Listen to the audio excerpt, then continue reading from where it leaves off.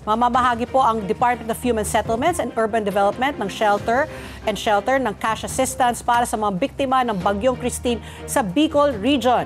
Sinabi po ni DSUD Secretary Jerry Acuzar na manggagaling ito sa kanilang Integrated Disaster Shelter Assistance Program.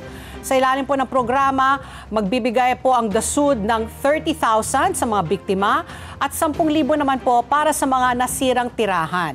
Idinatalya pa ni DSUD Undersecretary for Disaster Response, Randy Escolango, na maliban po sa 15 million peso po na inilaan para sa Region 5, particular na po ang Camarines Sur at Albay, pinoproseso rin po ang pagtulong sa iba pang apektadong lugar. Ipapatupad naman po ang 1-month moratorium para sa mga biktima ng bagyo na may mga outstanding housing loans. Let's get together, Sunnet 25. Sunnet 25.